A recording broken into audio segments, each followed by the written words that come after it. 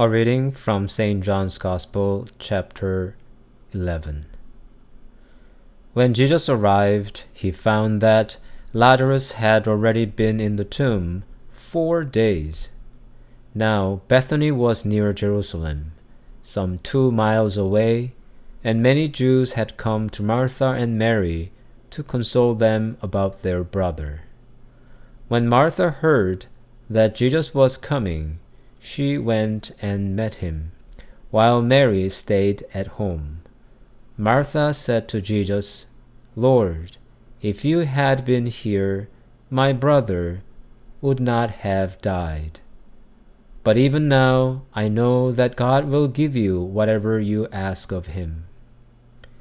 Jesus said to her, "Your brother will rise again." Martha said to him, "I know that he will rise again in the resurrection on the last day." Jesus said to her, "I am the resurrection and the life. Those who believe in me, even though they die, will live, and everyone who lives and believes in me will never die. Do you believe this?" She said to him, "Yes, Lord, I believe that you are the Messiah, the Son of God, the one coming into the world."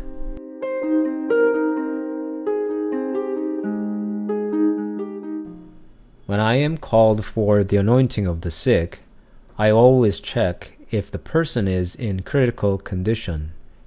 It's because it would be everybody's grief and a priest's nightmare if the priest arrives too late to anoint, for a sacrament is to be given only to the living. In the Gospel books, when people ask Jesus to come for healing, he usually responds without much delay, and many times he voluntarily heals them. And as in the account of healing the centurion's slave, he healed even without personally seeing the sick. But today's episode of reviving Lazarus from death is an exception.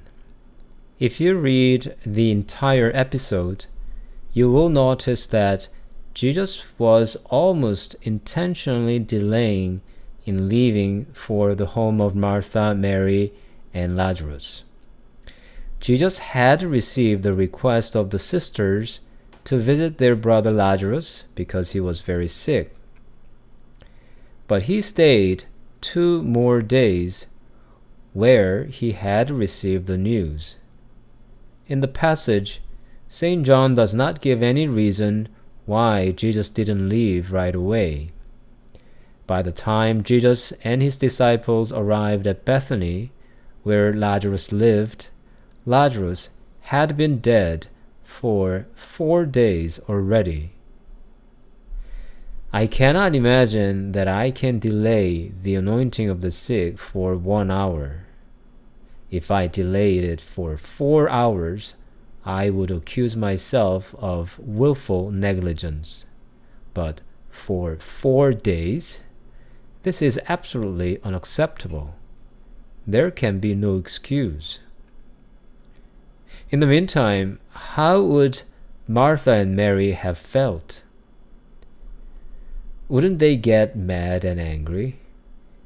They could felt more hurt because Jesus had been very close to them. They were not strangers to Jesus. As we read in the sister's request, Jesus loved Lazarus. But why this delay? This delay made sure everybody knew that Lazarus was really dead. He was in the tomb for 4 days by the time Jesus arrived at Bethany. There could be no return, no reversal of his death. All believed. Now, against the stench of death, Jesus reveals his power over death. Jesus had revived 2 others in the Gospel.